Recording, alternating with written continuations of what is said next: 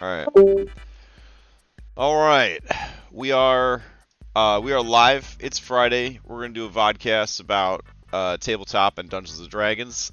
Dom is on vacation. He's going to a wedding, um, and is mid-travel. So taking Dom's spot this week is Orpheus. Orpheus, you want to introduce yourself real quick? Yeah, hello everyone. My name's Orpheus. I run a lot of Dungeons and Dragons games and soon to be a lot of Pathfinder 2e games. Mm.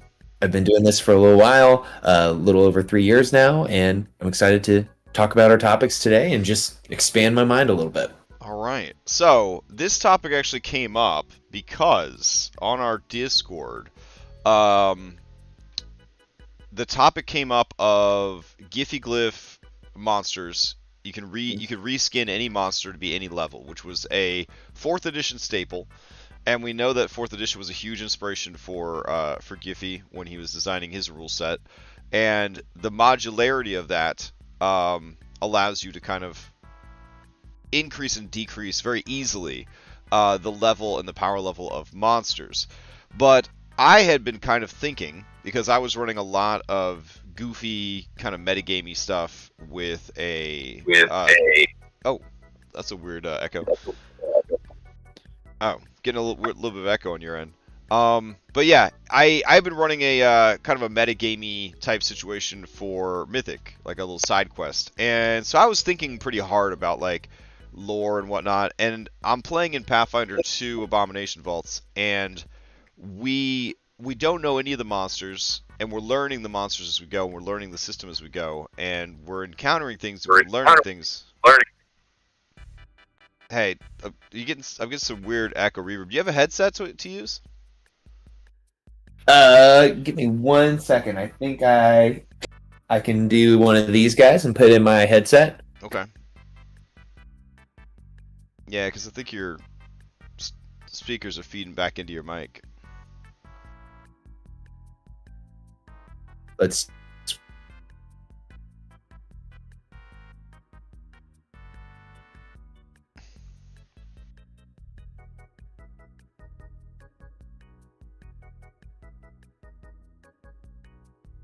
Can you hear me? You still setting it up? I can hear you. All right, sweet. All right. Technical difficulties.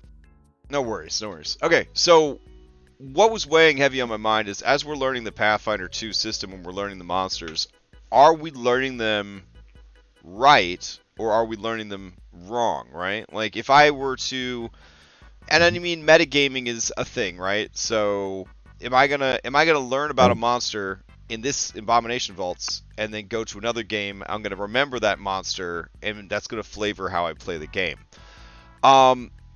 That's not good, right? Because obviously metagaming, you don't want to metagame the monsters. You want to play it fresh, like your character doesn't know the monsters. You want to learn every time. So there's pros and cons to it, but it felt like a good thing to ask, right? Like as dungeon masters, as game masters, as writers, do we have an obligation to the source material? Do we have an obligation to make sure that a dragon fight is epic, that a beholder fight is a deadly save or die situation? Do we have an obligation that the vampire is going to drain blood, right? Like at what point are you allowed, right? Are you empowered to cast off the shackles of lore and go your own way, but without it, being too much, or with it being too much? Like, where is the line? Like, what is the acceptable level of change to the lore before things stop being what they are? So, just as like Splash, I have some Dragonlance art, and Dragonlance was at the time, a pretty unique take on Dungeons and Dragons. They did some different things with Dungeons and Dragons. Wizards were a part of these wizard towers, and there were these draconians, and they were like made from good guy dragon eggs, but they were bad guys. And when you killed them, they turned to stone or they exploded. Everything was different. Everything was homebrew and fresh and new. there were still the underlying tenets, right, of Dungeons and Dragons. There were literal dungeons and there were literal dragons. There were elves and things like that, but the gnomes in Dragonlance were tinker gnomes. There had never been tinker gnomes before. You thought a lot of people think that tinker gnomes are from World of Warcraft, but tinker gnomes actually came out in Dragonlance. Dragonlance is the setting that invented that. There were these dwarves called gully dwarves that were absolutely disgusting, and they were basically like little drunken hobos. There was Kender, which were like horrible halflings, right? So they took all of the tropes, all of the normal things, and they turned them on their heads a little bit.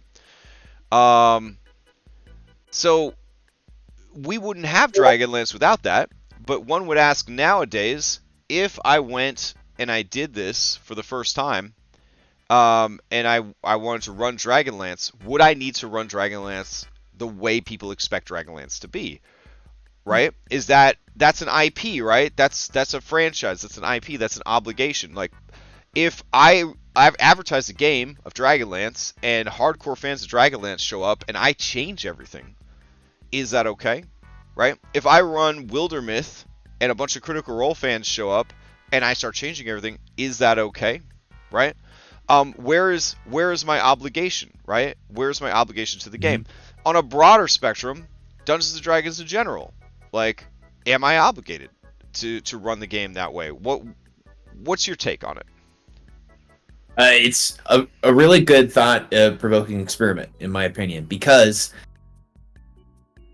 example from the server that I think may have generated this question in a game that I'm running on Friday night, I rolled a random encounter, and random encounter for the party was a Remorhaz, and it seemed kind of crazy that was the encounter I rolled, so I put the Remorhaz into the old Giphy Glyphs machine, put it at an appropriate level, and we had a really epic fight. But right.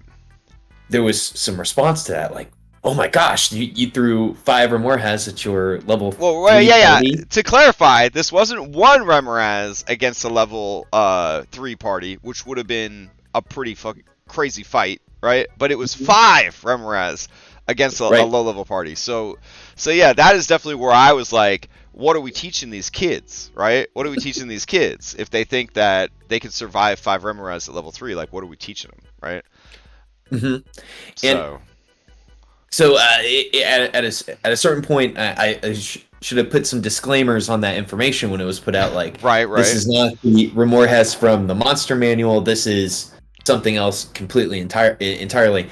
And for me, when I did my session 0 for this game, and for all the other games I ran, I have to 100% tell people 99.9% of the creatures you face in this adventure, they are not as written from the Monster Manual. They are not what they appear to be in any of those written books.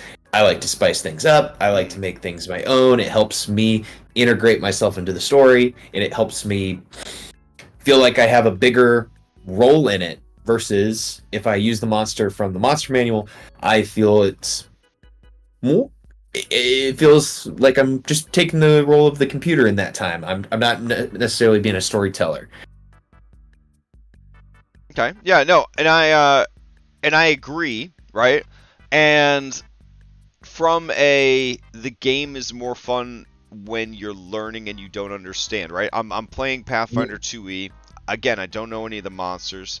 I can't metagame a single thing, right, going into a fight, because I've never seen the art for these monsters. I don't know what the hell these things are. And it's exciting, right? Because I don't know.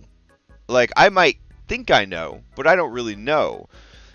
With 5e, not only is it been out for 10 years, but it's building on a game that's been out for 50 years, right? And there's so much history there, so much lore there. You know that a troll has a problem with fire and acid, right? Everybody does. You know that the beholder has anti-magic, right? Like, these things are tropes. This is the lore, the monster lore of the world. My question is the community, right, of players. There's a communal aspect to the game, and there's a social aspect to the game. I think that's part of why pre-written modules are still so popular. One is Right. people think that it saves them a lot of work. I would counter that it saves a little bit of work, but it doesn't save a lot of work. But they feel it saves them a lot of work, and it gives them some direction, right? They are the director, they have purchased a script, and now they can direct and produce the play using the script that they have purchased, right? So when I started running these Curse of Strahd games, when I announced the Curse of Strahd games, there was an uptick in everything. All numbers related to those games were just higher because a lot of people have played and run Curse of Strahd. And so there's a connection already to the source material, to the game. And then as I did research about Curse of Strahd, I started to find all of these crazy stories about how, when my DM ran it, it was like this, or when I ran it for my players, it was like that. And then I discovered the whole community of fan modders, right? So you got Mandy Mods, you got Dragna Carta, you got Lunch Break Heroes, and they have made genre, or I guess module defining changes to it that most people, including Benios Maps, consider to be basically official material that they have added in there, and that adds to that sort of universal experience or whatever. If they had stuck to the script, that stuff wouldn't exist. But, counter argument, if they had made content that was too far away from the original and too off-brand and too unthematic for the lore, right? I don't think that stuff would have been popular, right? So, it's tricky. It's tricky to me. I feel like people want to be able to say, oh, you were in Curse of Strahd too? Remember when this happened? And be able to connect with that other person, right? I think that there's that, oh, wasn't it tragic how so-and-so did such and such because of this thing happening? And there's certain, lore, right, that they expect that's going to be there, that they are hoping that there's that connection, right? If we deviate too far from these things, does that experience lose that connectivity, right? Your guys go and someone overhears them telling this amazing story about how they were fighting these 5 Remoraz, right? And then someone's like, that's incredible. Remoraz is an insane monster. Like, what level were you guys? And they're like, we were level 3. And then all of a sudden there's this breakdown, right? Where they're just like, what the fuck? Like, what kind of game are you running, right? And so it loses a bit of that connection, right? Like, when we were kids and we would play video games, right? You would hear about somebody beating a video game that was really hard and they did it really well, and you would be like, oh shit, wow, that's incredible, right? D&D is not a video game though, right? You can set whatever difficulty you want. You can change out any aspects of it you want. You can hack it and mod it on the fly as much as you want. So it doesn't have that same connectivity, that same communal feel to it that that other hobbies might have. But I think people are still expecting it and looking for it and hoping for it. And I don't know what is right and what is wrong in this. I feel like it's the water is very muddy, and that's part of why I want to talk about it. Is I want to understand where that line is. Where should we stop to make sure that the game is still the same game? Right. Yeah.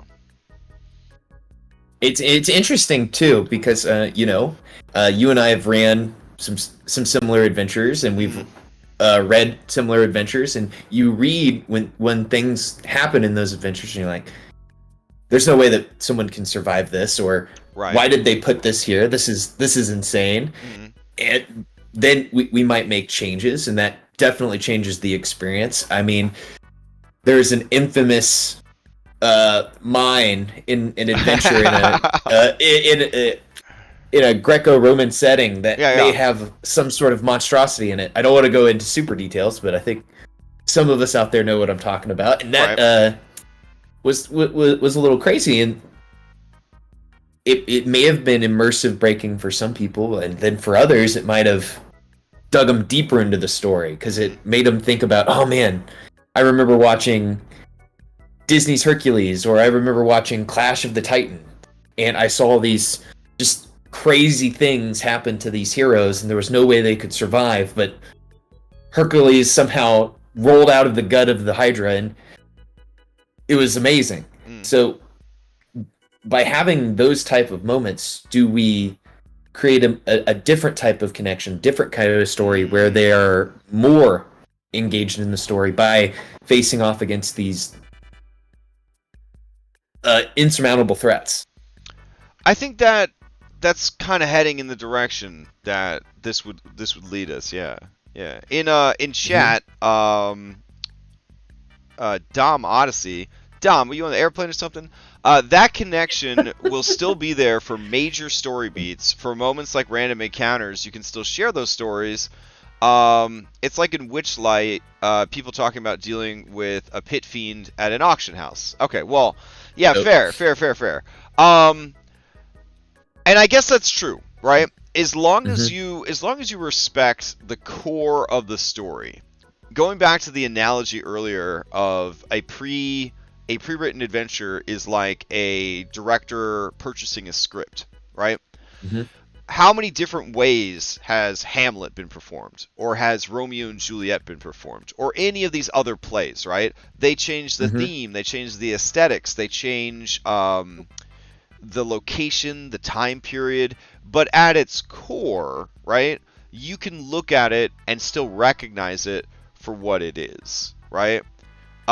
Treasure Planet, Treasure Island, Muppet Treasure Island, they're all still telling the same story. I mean, obviously Muppet Treasure Island did it best, but I'm just saying, this is telling the story. It's the same story, but yeah, it was different. And I guess in the end, that is kind of where things are leading, is that you have an obligation to the lore in so much as if you change every single thing about it, Ship of Theseus style, is it still even the adventure that you said you were going to run, right? So that's a big question right there. Like, if you change everything about it to the point that no one could even recognize it, can you really say that you ran that adventure? Can they say that they played that adventure if you swapped everything out, you know? It's tricky. It's tricky. Now, D&D, 50 years old, everything's kind of built off of D&D. D&D's built off of everything that came before it. It's very flexible. The example of Dragonlance, right? As early as the 80s, or, you know, the late 70s, early 80s, you know, this group was there, making their own world, making their own adventures, making up new races, flipping everything upside down. You got lawful evil player characters. You've got, you know, an order of knights. They're renaming the gods. Tiamat is called Takahyasis, and Bahamut is called Paladine, or whatever, right? They're changing everything. But we all still looked at it. We all still can tell this is Dungeons and Dragons, right? This is Dungeons and Dragons. The core, the soul of the genre, right, is still there. It's still intact. Cool.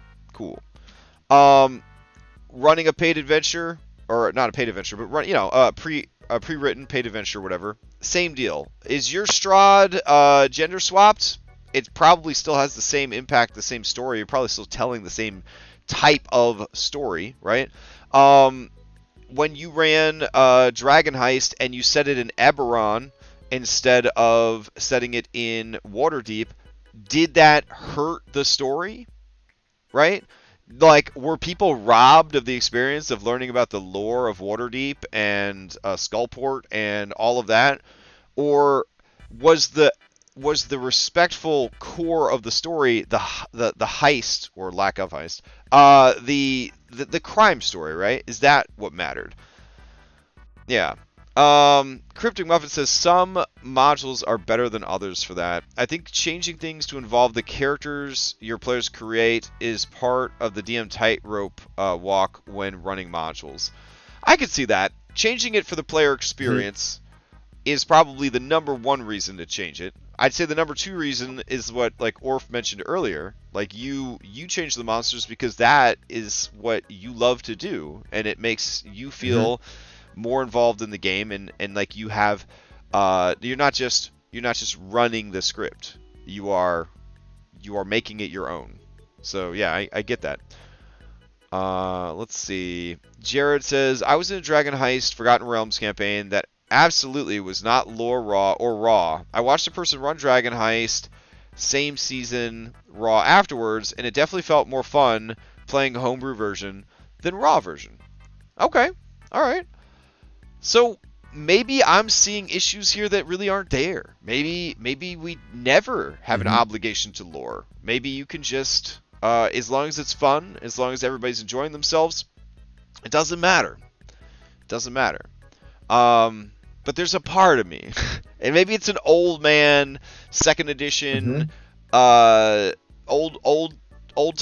old kingdom nerd part of me that's like, is it okay though? Is it okay? Hey, use a personal example here. You and I both ran Witchlight. We both made a lot of changes. Oh yeah. One of the changes I made, I took a core NPC faction out of the game. Yeah. Trying not to spoil it here. Right, I replaced that core NPC faction 100% with the Mighty Morphin Power Rangers. And my players, they didn't know that I made that change. And they immediately recognized who these characters I put in there were. And then in our post session, I told them I made this change, and these are the people that were supposed to be there originally, and they're like, who are they? That's fair. And I was like, well, I guess you didn't see the cartoon that these people are from. So in certain times, maybe it's appropriate to make changes to connect with your players and to connect with your audience, because you might just be playing for the book or playing for yourself if you don't, and if by making those changes you're engaging better with your players. All right. This is a strong argument, and it's building off of what Leah said about players and player story and involvement and all that. But here's the counter argument. How are they ever going to know who these 1980s characters are if we don't teach them? Do you know what I'm saying? Sure. Like none of my players knew who these characters were, and then I, through gameplay, explained who they were, right? Like that these were famous old school Dungeons & Dragons heroes. These guys had their own cartoon show. Red did not believe me that they had their own cartoon show and their own action figures and stuff. He ended up Googling it and was like, I thought you were making that shit up, you know? And it's like, but now he knows. And now when he goes to see the Dungeons & Dragons movie, that's another Easter egg he might be able to recognize, because I have done my obligation and passed on the history of the game, the lore of the game. Do you know what I'm saying? Like, we can't talk about Witchlight too much without huge spoilers, but there were some other big name people in that adventure that we did keep in, that we both kept in, and I think people would have been mad if those people had been taken out. So when are you making the right call? Do you know what I'm saying? Like, it's a tough situation. It's a tough situation. Absolutely. Yeah. And Ursa Prime brings up a really good point in the chat here, that he wishes he was a part of a campaign that had a lot more introduction or inclusion of Forgotten Realms lore in it. So maybe there are players out there that really want to have that full lore experience, or have that experience from whatever campaign world that you're playing in, where everything all at once is happening. Forgotten Realms, they mentioned the Harpers, the Red Wizards.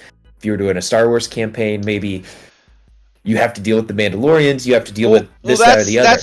That's a great thing to point out, okay? Like, tabletop is more than Dungeons & Dragons. I guarantee you, if I ran a Star Wars game, I would look at the timeline, and I would pick the least developed, like, century of the Star Wars timeline, and I would say, this is when my game is happening. I would not try to run a Star Wars game in any of the popular eras because I just don't have the clout to do that. Like, I don't think that I could do justice to that setting if I ran it in an official timeline, right? I would have to pick some bullshit part of history that nobody bothered writing fan fiction for, that nobody has made a movie about, that there's no miniseries or cartoon show for.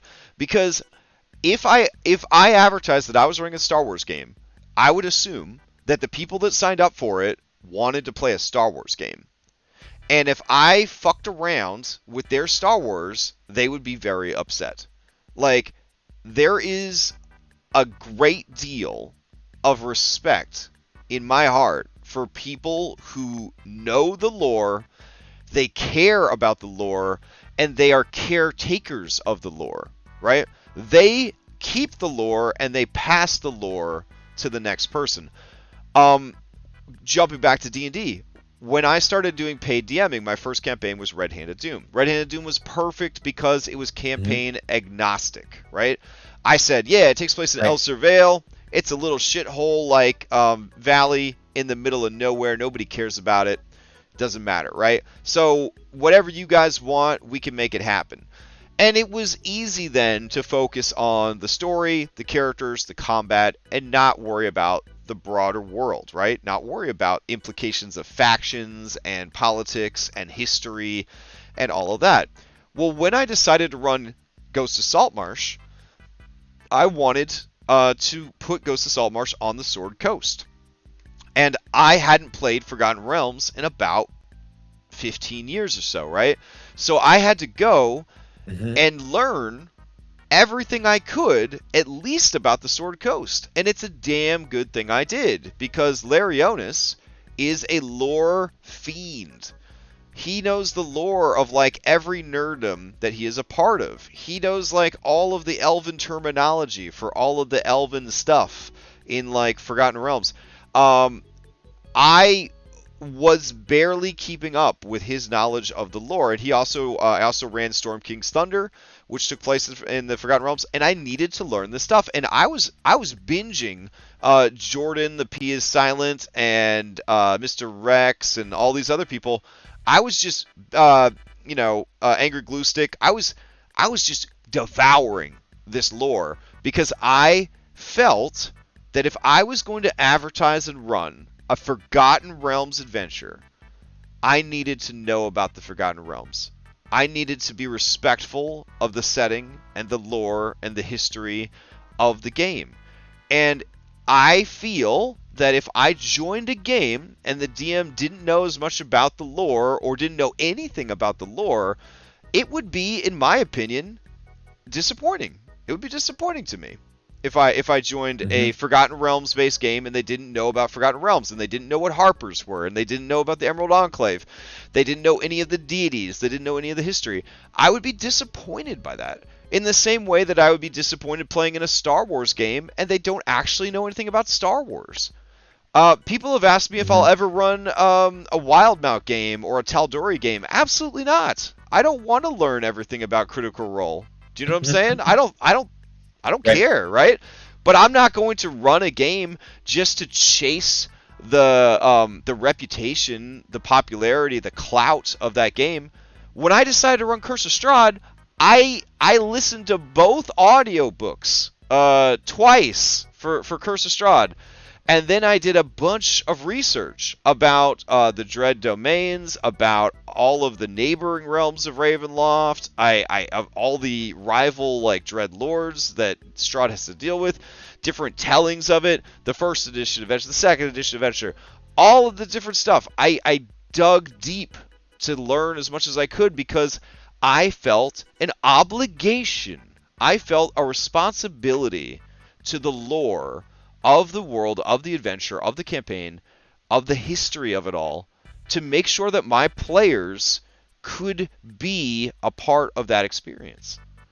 So it's weird, right? Because you know my style. You know I love to insert fun shit into my games. I love to homebrew stuff. I like to put meme side quests and silly goofs in there, japes and all that jazz. But at the end of the day, I'm able to like bring it back to a serious narrative, and I think a part of that is building a foundation of, I don't want to say realism, but of lore, right? Like there is something solid that all this fun and buffoonery is happening on and near and around. There's still the core that is taken very seriously and is very respectful, right?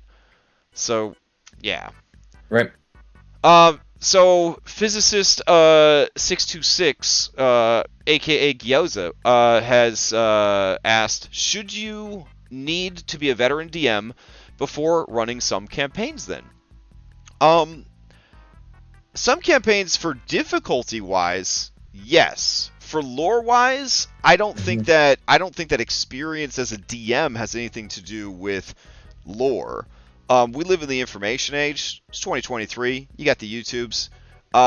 You could be downloading lore videos related to your upcoming campaign and listening to them while you do the dishes, while you drive to work, while you're walking the dog, while you're working out. There's no excuse in this day and age to be like, I didn't have time to like do the research. Like that doesn't have anything to do with experience. That has to do with, I don't know, integrity. It has to do with a willingness to actually put in some effort, you know? That's my stance on it. If you don't want to worry about lore, I think you should just run a homebrew game, or you should run something like Red Handed Doom that says this is a setting agnostic adventure. Or you tell your players up front, hey, I want to run Storm King's Thunder, but I don't know anything about the Sword Coast, so I'm going to set it in my own homebrew world. Is that okay with everyone? Because here's the thing.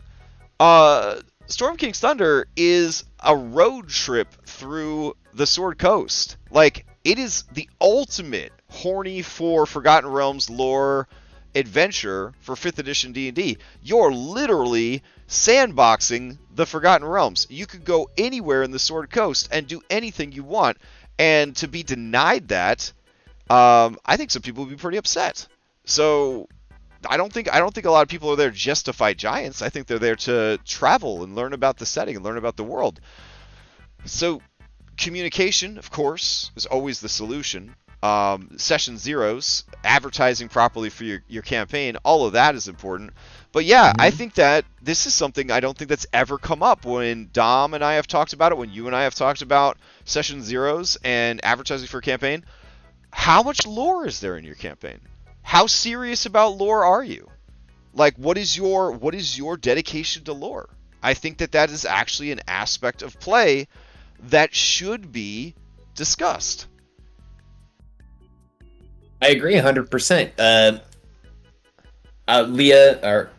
Cryptic Muffin brought up a really good point about Odyssey, for example, is a good adventure for someone who maybe doesn't know the lore about Forgotten Realms, or maybe Eberron or Kren, because the lore for that adventure is concluded all in the book, versus an adventure from an established adventure setting. You would have to watch the videos, you'd have to maybe get some settings books, you would have to do some more research to get yourself ready. You have to get your black belt in Forgotten Realms to be able to run this adventure for a lorehound like you pointed out, Larionis.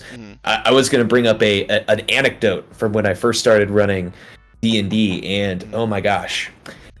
The anecdote essentially is, I was running an adventure, new DM, one of the members of the group, older player, veteran player, had GM before. I was explaining a situation that was happening, and the solution to the situation was they had to go and speak to Bahamut.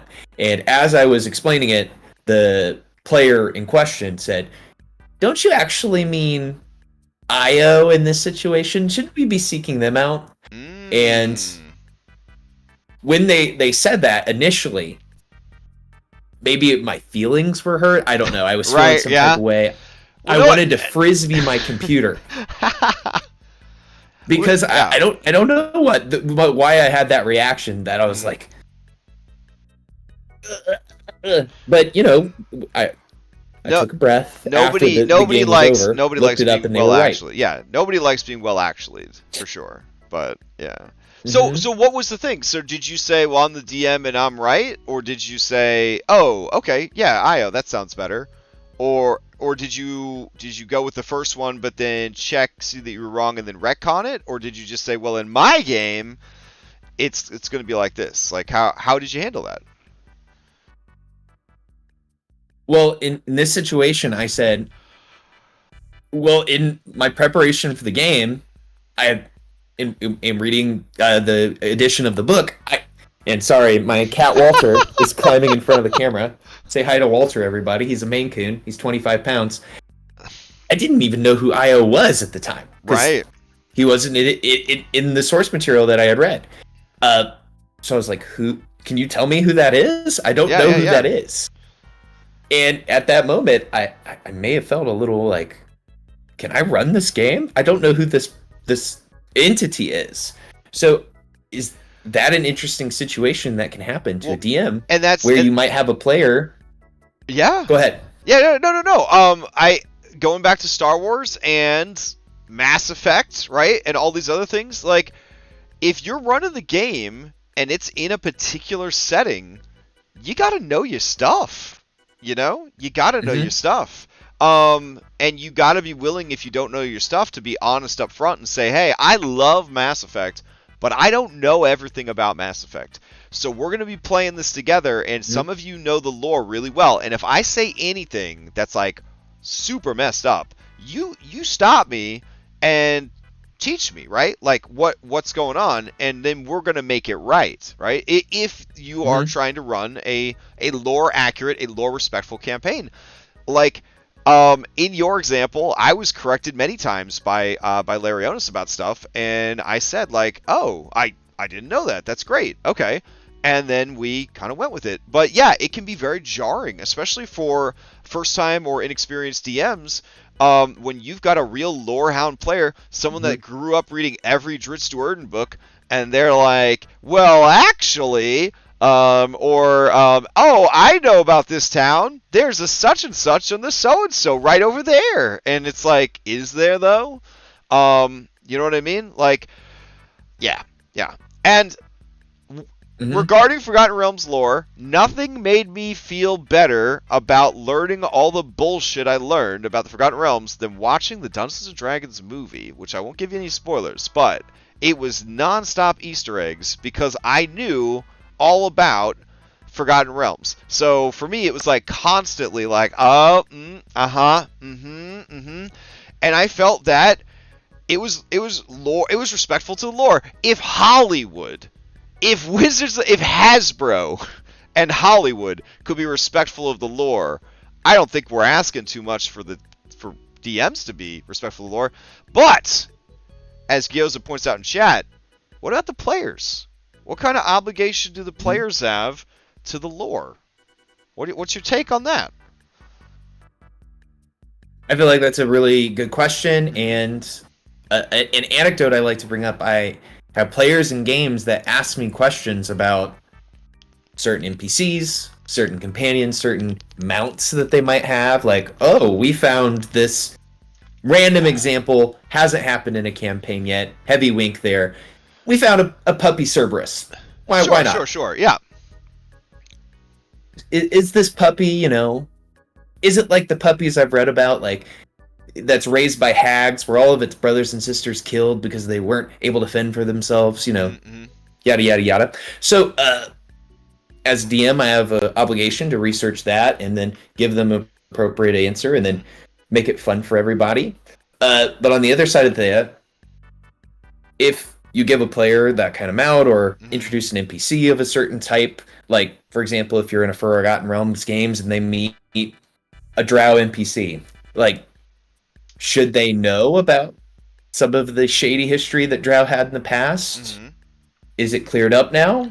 What's your take? Well, you're still you're still talking about it as the DM's responsibility. But the question is, Mm-hmm. what are the players' responsibilities? What do you as a DM want from your players when it comes to lore? I mean, I feel Personally, like that's a hard, right? That's a tough question. It's a hard question. For me personally, Mm-hmm.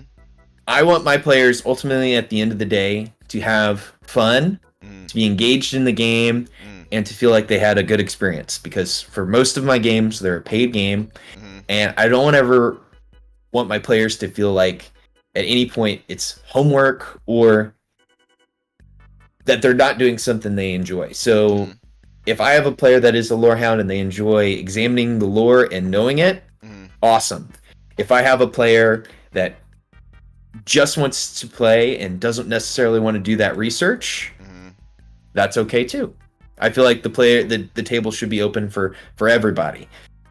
When the issues can come up, and I can see this in my head, is when we might have a player who doesn't know the lore and might take an action in the game that if they were knowledgeable about the lore wouldn't cause an issue. Or using the troll, for example, they don't burn the troll with a torch or cover it with sulfuric acid or something. Well, and that's monster lore, but like, so here's my thing, right? A lot of people will say, what is the point of having so many different playable races and heritages in the game if everyone is just a human with a hat on, right? Right. I'm a human with the elephant hat on. You're a human with the parrot hat on. This person is a human with some elf ears on. But we're still humans at the end of the day, because what defines, let's not say race, because that's complicated, right? But let's say Pathfinder, right? What is a heritage? Like, a heritage is your cultural values. A heritage is your language. It's the art. It's the music. It's the region you grew up in. It's the food that you like to eat. It's everything that defines your culture. That is your heritage, right? You were brought up in this culture to respect this culture, to be a part of this culture, to live this culture. You are defined by your heritage and by your culture. Yet, how often do we really see that? Right? Like, how often do you see somebody play a non-human character in a way that feels respectful to the lore for that setting of that particular species? Do you know what I'm saying? Like in Odyssey, Red plays a siren, and sirens in Odyssey can only fly if they're happy, right? Red plays this character very well, right? Red's character is either very happy and able to fly and joyful and joyous and trying to make everyone else happy, or they are miserable, unable to fly, unable to speak and come up with anything, meaningful or useful. They are embracing like what it means to be that particular species, that particular heritage. I feel good as a DM when a player actually puts in the effort to learn about the world, the character that they're building for the world, how that character is a part of the world, right? As a DM, no matter what setting I'm in, I try to know as much as I can about the setting, because I try to play the role of director, right? And give them stuff to work with, right? Because I know it's a paid game. Everyone's busy. I don't think they're going to have time to listen to like 3 or 4 hours of lore videos, right?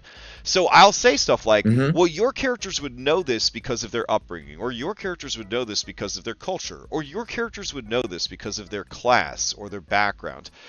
Your characters, being natives to this world, would know that this is an okay thing to do, or your characters, being from this region, would know that this food is actually considered low class and it would be insulting to serve to nobles. Like, I don't create like a aha, I got you scenarios because they didn't read the 65-page lore document I left out on the table, right? Like, I am going to guide them through it. But if I am putting the effort in to give you those cues, to give you those role-playing cues, to give you the lore to work with, and you're still just like, fuck it, it's just a game. Is it just a game, right? Like, I mean, I'm over here digesting 100 hours of lore videos. Alexa, stop the timer. to give you the best possible experience I can, I'm not even asking you to meet me halfway, right? I'm asking you to be engaged with like the lore of the world. So my expectations for player lore are relatively high, and I might not make a big deal about it, but the players who consistently get invited to play at my table are players that care enough about the lore that they will do the homework, that they will do the little bit of extra work, because it's a communal game. And I don't want somebody at my table, even if they're giving me money. I don't want somebody at the table that's going to bring down the experience because they are just showing up to roll some dice. Like, I care about the lore, and I want the players to care about the lore. And when someone doesn't care about the lore, it shows. And I feel that it brings down the experience. So the obligation to not just be a human being wearing a hat, I think it's pretty big. And the obligation to remember names and remember places and take notes and pay attention, I think that overall that creates a stronger game, a better experience. And it's not about one person's experience at the table, it's about the group's experience at the table. And it's not just the DM's job to make that experience good. It is the responsibility of every person at the table to make that experience good. And I think that, to answer Gyoza's question, I think players do have an obligation to lore. So, yeah. It's a heavy topic. It is heavy, and I feel like it's not something we were in 145-minute video, like what Dom brought up, in Dom throwing the curveball here. If a player wants to be the Mary Sue oddball, the Driz Do'Urden, we could say, of their heritage and culture. But how do you be... All right, listen, okay? Salvatore, right? The author of the Dritz books. The dude knew his lore, right? You have to know what you're going against to go against it. Don't come to my game and be like, oh, well, my character's like this because they've rejected their original culture. It's like, cool, what is your original culture? What are you rejecting? Well, I don't know. Elf stuff. It's like, well, what about the elf stuff are you rejecting? All of it. Well, what does that mean? Like, do you see the problem there? Like, saying like, oh, my character went their own way. It's like, cool, but where did they start? They had to start somewhere. How in any way are you connected to this world? Like, I need to know. I want to know. I don't want your 50-page backstory, but I'd at least like to know, like, how are you touching the grass that grows on the fucking ground? You know what I'm saying? Like, how are you connected? Yeah. Was it, hypothetically, this situation never happened to anyone in culture, right? Was it when your mother killed your dad and turned him into a zombie? Is that when it happened? Yeah, okay. Yeah, exactly. I mean, that could have happened to anybody, but it's a great reason to be like to start adventuring. So I'm gonna scroll back through real quick because we are at our designated time, and you have a game in 5 minutes, I believe. It's true. Okay. So, let's see. Storm King's Thunder, you need to know a lot, and you gotta know it really well. Yes, agreed. And then let's see, scrolling down. Does lore need to be established outside of the specific campaign you're running? I don't believe in the pre-campaign lore document. I will sometimes provide it, optionally, but as the DM, I will always pause gameplay and say, and this is here because of this, and all of you would know about this because of this, and all of you would know about this because you grew up in the world, and that sort of thing. So that is on the GM, certainly. But if the GM wants to put a player primer out there, and it's got 2 pages of lore about the world, yeah, those players need to read the 2 pages of lore. They need to suck it up and read the 2 pages of lore. And if they don't like to read, they need to get a screen reader to read it to them, like me and Barnabas do. Okay? Like, just do the work, guys. Do the fucking work. Let's see. Player obligation we covered. Let's see. Dented Pocket says, I feel a player's role to the lore is to try and stay true to their character. Is their character well read? Are they from a specific city? Or are they raised by wolves? Right. I at least want them to be connected to the world in some way. The more connected they are to the world, the better. I'm not saying that I will keep good story PCs alive at any cost and allow non-story PCs to die, but I will. Your chances of living are much higher if you are an interesting story PC, because I also want to find out what happens to your fucking story. So I have a vested interest in your survival. So having a good lore-based character, it's a pretty smart thing. I'm just saying, it's pretty smart.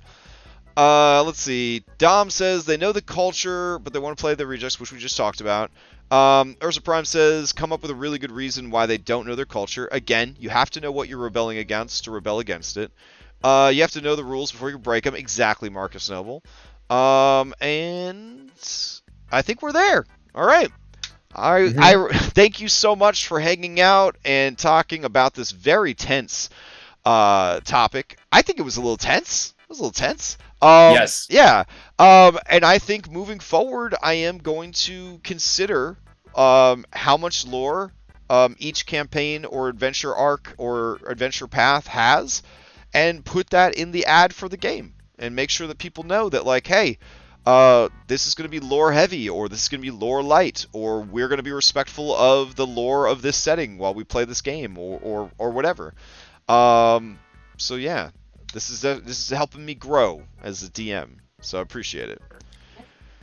I appreciate you having me, and I agree with those points. I've said this to you privately. I've said it to you publicly. I want to thank you for having me here. I want to thank you for having me in the community. I've made so many cool friendships and met so many cool people, and it felt like it has helped me grow as a human, helped me grow as a dungeon master, helped me grow in all sorts of ways. So I want to thank you for having me. Oh, and we love having our cinnamon bun. That you brighten everybody's day every day. So thank you. All right. Well, more pictures of Shiba Inus and cats to come. Go run your game and be as lore heavy or as lore light as you and your group want. That's the big takeaway. I'm about to smash them. All right. Tonight, smash him with lore. And thank you everybody in chat. I don't know what we're going to be discussing next week, but I do.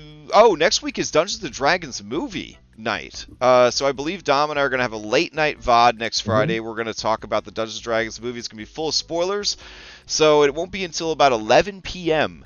We're going to do a late night Eastern Daylight Savings Time stream. So if you guys want to hang out at 11 p.m. next Friday and geek out in stream about the D&D movie, that's what we're going to be doing next Friday. All right. You have a great night, and I'll see you next time. Thank you.